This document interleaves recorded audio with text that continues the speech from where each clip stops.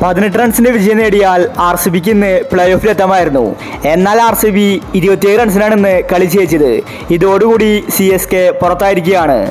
RCB ഇങ്ങനെ ജയിച്ച് play ഓഫിൽ എത്തുമെന്ന് ആരും തന്നെ കരുതിയില്ല.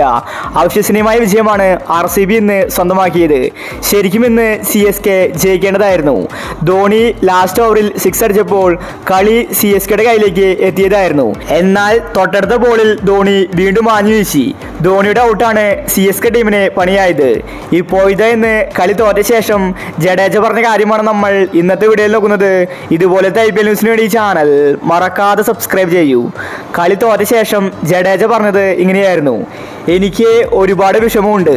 ഇപ്രാവശ്യം ഞങ്ങൾ പ്ലേ ഓഫിൽ എത്തുമെന്ന് കരുതിയതായിരുന്നു. എന്നാൽ അവസാന നിമിഷം കളി കൈവിട്ടുപോയി. ധോണി മികച്ചൊരു സപ്പോർട്ട് എനിക്ക് തന്നിട്ടുണ്ടായിരുന്നു.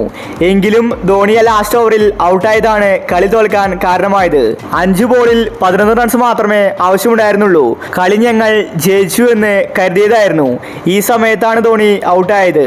ഇതാണ് ഞങ്ങൾക്ക് പണി കിട്ടിയത്. എനിക്കിപ്പോഴും ധോണി ഔട്ടായത് വിശ്വസിക്കാൻ സാധിക്കുന്നില്ല.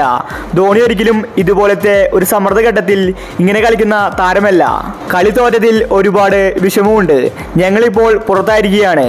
അടുത്ത സീസണിൽ മികച്ച രീതിയിൽ തിരിച്ചു വരുമെന്ന് ജഡേജ വ്യക്തമാക്കി. CSK തോറ്റെന്ന് ആർക്കും തന്നെ വിശ്വസിക്കാൻ സാധിക്കുന്നില്ല. CSK ലാസ്റ്റ് അടിച്ചു കളിച്ചതായിരുന്നു. കളി അവരുടെ കയ്യിലേക്ക് എത്തിയതായിരുന്നു. പക്ഷേ ധോണി ഔട്ടായതാണ് തിരിച്ചടിയായത്. RCB ശരിക്കും ഞെട്ടിച്ചു കളഞ്ഞു. 20 ഓവറിൽ 218 റൺസാണ് RCB അടിച്ചു കൂട്ടിയത്. അവസാനത്തെ 6 മാച്ച് ജയിച്ച് RCB പ്ലേ ഓഫിൽ എത്തിയിരിക്കുകയാണ്.